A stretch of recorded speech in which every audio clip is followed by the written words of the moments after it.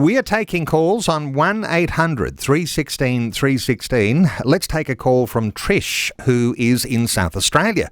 Hey, Trish, welcome along. Hello.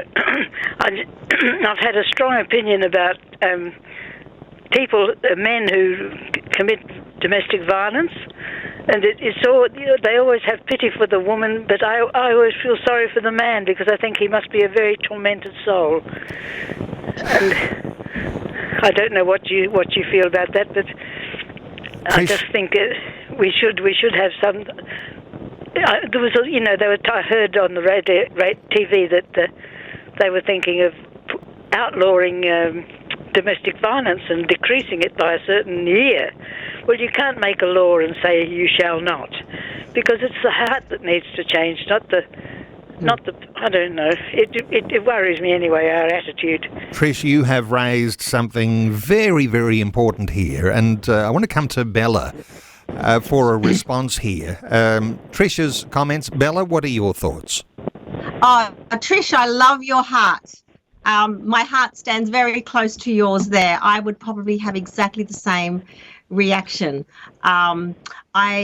And please note that I think domestic violence needs to really be addressed for sure.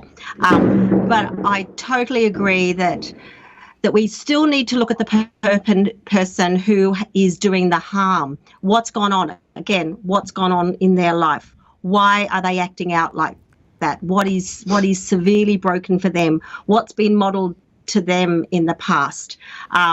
All those sorts of things. And we were just been in Indonesia recently at an anti-trafficking conference, and we talked a little bit around a table the week after we went to one of the projects, and we were talking about that very thing in the culture there. When a man nearly is allowed to beat his wife, we need to ask that question, what is going on for that man? And as we explored that and asked those questions in this small group of people, they could see that for some of those men in that area, they're not allowed to talk about, number one, about their true feelings. They're certainly not allowed to cry.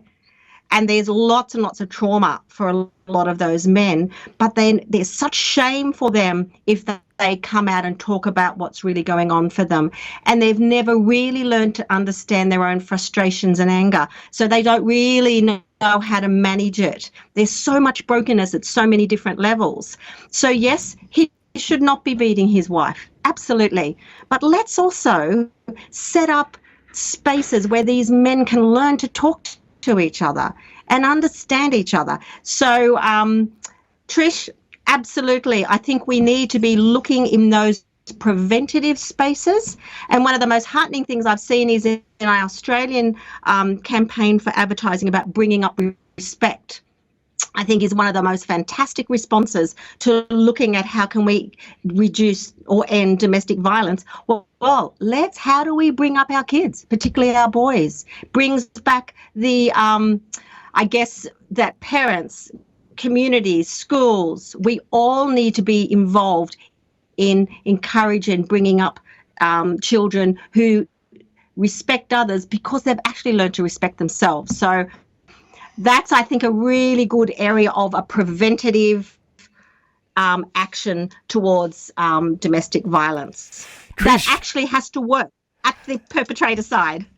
Trish, thank you so much for your insight today. 1800 316 316 to join in our conversation as we're talking about mercy, even extreme mercy here.